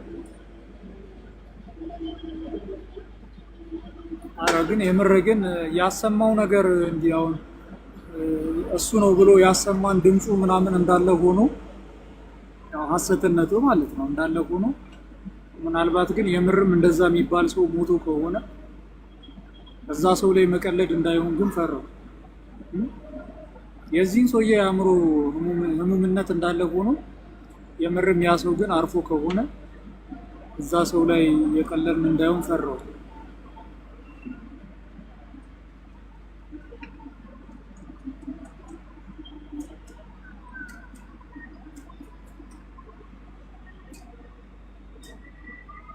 እና ያው እንዲህ አይነት ጉዳዮች ደግሞ ሴንሲቲቭ ስለሆኑ እኔ ሴንሲቲቭ ጉዳዮች ላይ የሚቀልድ ሰው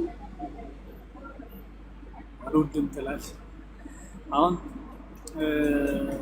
ሴንሲቲቭ ጉዳዮች የሚባሉ ጉዳዮች አሉ አይደለ? የማይቀለድባቸው ለምሳሌ አካል ጉዳተኛ ላይ ትቀልዳለህ? ሴንሲቲቭ ጉዳይ ነው፣ አይቀለድም። የሃይማኖት ጉዳይ ላይ ስለ እግዚአብሔር ምናምን አይቀለድም፣ ሴንሲቲቭ ጉዳይ ነው። የሴት ልጅ ጥቃት ላይ ትቀልዳለህ? አይቀለድም፣ ሴንሲቲቭ ጉዳይ ነው። እንደዚህ አይነት የማይቀለዱ ጉዳዮች ላይ የምትቀልድ ከሆነ ኢማቹርድ ነህ ማለት ነው። ኢማቹሪቲ ነው የሚያሳየው በነገራችን ላይ። እና አንዳንድ ጉዳዮች አንዳንድ ርዕሶች ምን ያህል ሴንሲቲቭ እንደሆኑ እያወቅን ግን በነዛ ርዕሶች ላይ የምንቀልድ ከሆነ ቢያንስ በዛ ጉዳይ ላይ ያለንን ኢማቹሪቲ እያሳየን ነው በነገራችን ላይ። እና ሴንሲቲቭ የሆኑ ጉዳዮችን እንደ ቀልድ እያፌዝን እየቀለድን ባንናገራቸው ደስ ይለኛል። አሁን ያወራሁት ስለዚህ ጉዳይ አይደለም። እሺ አሁን ያወራሁት ስለዚህ ጉዳይ አይደለም። ማህሌት አቡዬ አሁን ክርስቶስ በተለየ አካል ነው ያለው ማለት እንችላለን? አሁንም ፍጹም ሰው ፍጹም አምላክ ስለሆነ አዎ በተለየ አካል ነው ያለው። አሁን ከአብና ከመንፈስ ቅዱስ በተለየ አካሉ ከዘላለሙም እንደነበረው ማለት ነው። ይህማ ዘላለማዊ ማንነት እኮ ነው። በተለየ አካሉ ሲባል ከአብና ከመንፈስ ቅዱስ የተለየ አካል አለው። ይህ አካል ደግሞ ከዘላለሙም ያለ ነው። ዛሬ አይደለም ልክ ሰው ሲሆን አይደለም ይህ የተለየ አካል የመጣው ከዘላለሙም ከአብ የተለየ አካል ያለው ነው ጌታ ኢየሱስ ክርስቶስ። ስለዚህ ይህ ዘላለማዊ ጉዳይ ነው። ስለዚህ አሁን ዛሬ ነገ የምንለው ጉዳይ አይደለም። አዎ ዛሬም በተለየ አካል ነው ያለው።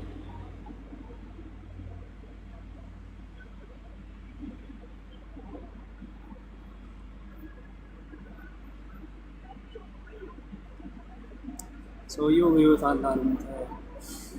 ድምፁን ያሰማው ሰውዬ ከሆነ እሳቸውማ በሕይወት አሉ አልሞት እሳቸውማ አልሞት።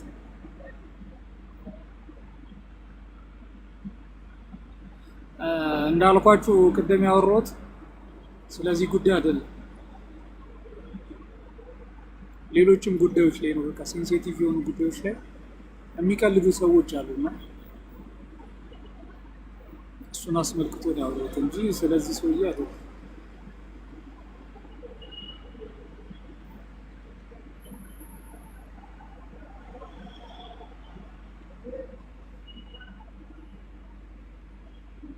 ከዘላለሙማ መች ፍጹም ሰው ፍጹም አምላክ ሆነ?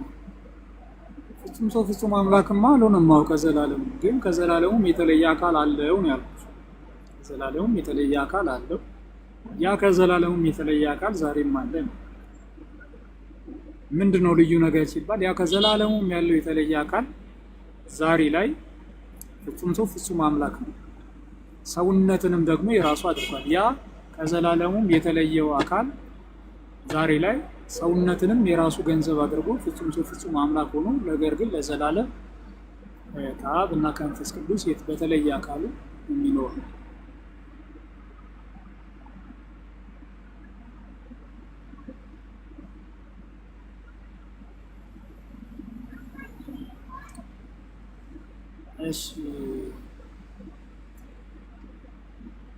እሺ ቃል ለፍቅረኛዋ ታማኝ። እኔ ፍቅረኛሽን ነው ማወቅ የምፈልገው። እንዴት ናችሁ? እግዚአብሔር ይመስገን። እንዴት ነሽ? ቃል ለፍቅረኛዋ ታማኝ። እግዚአብሔር ይመስገን። ቃላዊት ያሰማል ነው ወንድሞች፣ ጸጋውን ያብዛል፣ በቤቱ ያጽናል። እሺ እኔ ጥያቄ ልጠይቅ ግን ይጠፋብኛል። ለምን እንደሚጠፋብኝ አላውቅም። ጥያቄ እኔም አንዲት ጴንጤ ጓደኛ ነበረችኝ ይላል። አንድ ሰው አብረን ኖረናል እና ጥያቄ ስከራከር ሁሉም ነገር ስለሚጠፋ እማራለሁ እና አሁን አንተ እንዴት ዋልክ ብልህ ምንድን ነው የምትለው? እግዚአብሔር ይመስገን ትላለህ፣ ምስክር ማለት ነው። አንድ ሰው ደግሞ ሙስሊም ስለሆነ እንዴት ዋልክ ብትለው የሚለውን ይላል ማለት ነው። ምክንያቱም ሌላ አምላክ ስላለው አንድ ሰው ሌላ ይጠራል። እኛ ግን ምስክራችን ማለት ነው እግዚአብሔርን ስለምናውቀው እግዚአብሔር ይመስገን እንላለን እንጂ ማርያምን እመቤታችንን ስለምናውቃት ማርያም ትመስገን አንልም። ምክንያቱም እግዚአብሔር አምላክ እሱ ፈጣሪ ስለሆነ መጀመሪያ እግዚአብሔር ይመስገን ነው እንጂ እመቤታችን ከፈጣሪ በታይ መሆኗን ስለምናውቅ ከዛ ቀጥሎ ነው የምንጠራው ቅዱሳን እመቤታችንን ማለት ነው። እና አንዳንድ ጊዜ ስለ ኢየሱስ ክርስቶስ ሲነገር ማንኛውም ሰው እመቤታችን የተረሳች ይመስለውና ከታች ኮሜንት ቢሆን ሲናገር ማርያም ማርያም ማርያም ታማልዳለች ማርያም ታማልዳለች ይላሉ።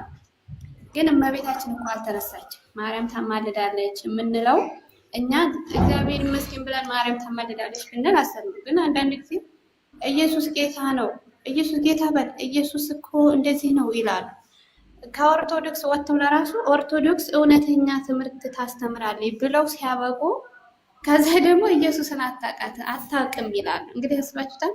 እውነተኛ ፍቅር ካላይ ያልወረደ እናትን ተሳርቦ ልጅን ተሳርቦ እና እንደዚህ የሚል ግጥባልና እኛ ኢየሱስን እናውቃለን በየመንገዱ። አንዳንድ ጊዜ ደግሞ ካኛ ትምህርት እየተማርነ ኢየሱስ ጌታ ነው በሉ ስንባል ለምንድን ነው የምንባለው?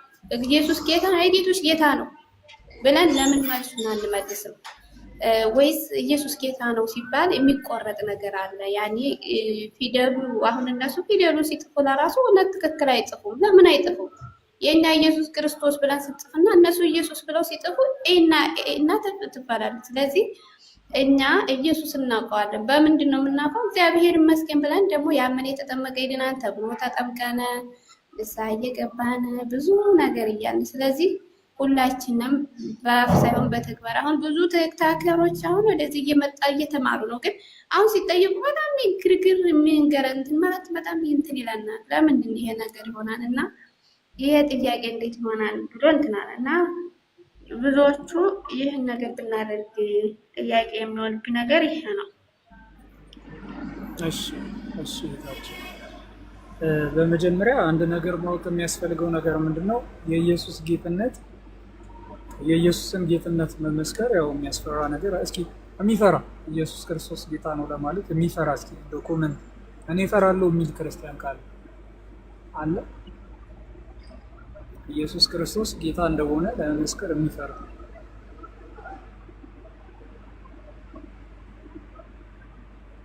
የለም። አይተሽዋል? እነዚህ ሁሉ ሰዎች የኢየሱስ ክርስቶስን ጌትነት ለመመስከር አይፈሩም። ኢየሱስ ክርስቶስ ጌታ ነው ሲባል ክርስቲያንን የሚያስፈራ ነገር የለም። ነገር ግን ኢየሱስ ጌታ ነው በል እያልን ልክ ለብሽሽቅ ምናምን የምንጠራበት ደግሞ ስም አይደለም። በል ስለተባልን የምንለው ነገርም አይደለም። እኔ የኢየሱስን ጌትነት የምናገረው እስኪበል ስለተባልኩኝ አይደለም። እንደዚህ ብለውም ሐዋርያት አላስተማሩም። በነገራችን ላይ ይህ በፍጹም ሐዋርያዊ ትምህርት አይደለም። እስኪ በሉ ምናምን ተብሎ አይደለም። የኢየሱስ ክርስቶስ ጌትነት መቀለጃ፣ ይህ ቀልድ ነው በነገራችን ላይ እና እኔ በኢየሱስ ክርስቶስ ጌትነት ስለማልቀልድ እስኪ ኢየሱስ ጌታ ነው በል ቢለኝ አንድ ሰው መጥቶ አልልለትም። ለምን እንቀልድ አብረን እንቀልድ እያለኝ እንደሆነ ነው የሚሰማ።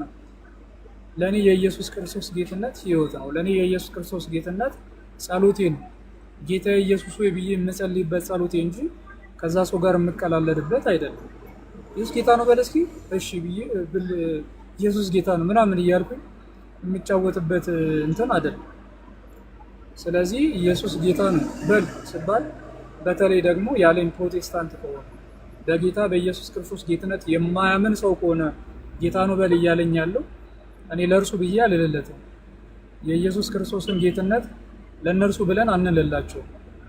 እኛ ኢየሱስ ክርስቶስን ጌትነቱን የምናምነው ጌታ ነው የምንለው ለፕሮቴስታንት ብለን አይደለም፣ ለማያምኑ ሰዎች ብለን አይደለም። ህይወታችን ስለሆነ ጸሎታችን ስለሆነ ነው ማለት ያለብን ማለትም የሚገባል እና ይህንን ነገር እንወቅ በመጀመሪያ ደረጃ ማለት ነው። ሲቀጥል ደግሞ የምርም እህታችንም ደግሞ እንዳለችው ስለ ኢየሱስ ክርስቶስ ሲነሳ ማርያም አማላጅ ናት ማለትም ይሄ ራሱ ልክ አይደለም። ምንድን ነው ምን ማለት ነው? የኢየሱስ ክርስቶስ ነገር ሲነሳ ማርያም ምንድን ነው ምን ማለት ነው? እኔ አይገባኝም። አሁን እንደዚህ የሚያደርግ ሰው ማርያም ማለት ምንድን ነው? ይሄ ስለ ኢየሱስ የተነሳውን ሀሳብ ለመቃረን ነው። የማርያም ስም የሚጠራው ሰዎች ስለ ኢየሱስ ያንን ሀሳብ ለመቃረን ነው። የማርያም ስም መቃረኛ አይደለም። የድንግል ማርያም ስም የኢየሱስ ክርስቶስን ስም መቃረኛ አይደለም አይደል? ሰው እንደዚህ የሚያደርጉ ደግሞ ተሳስተዋል፣ ስህተት ናቸው። የድንግል ማርያምን ስም መጥራት ያለብን የጌታ እናት ስለሆነች በምልጃዋ ፈጥና ደራሽ ስለሆነች በህይወታችን ውስጥ ብዙ ነገር ስላደረገችልን ነው የምንጠራት። እነሱን ለማብሸቅ መሆን የለበትም። የማርያም ስም ማብሸቃ አይደለም። ምን አልኳችሁ? የማርያም ስም ማብሸጫ አይደለም። እነሱን ለማብሸቅ ምናምን ብለን የማርያምን ስም ጨራሽ እነሱን ለማንሄድ እነሱን ለማብሸቅ ብለን የማርያምን ስም መጥራት የምርም ድንግል ማርያምን እኛ ራሱ እየናቅናት እንደሆነ ነው።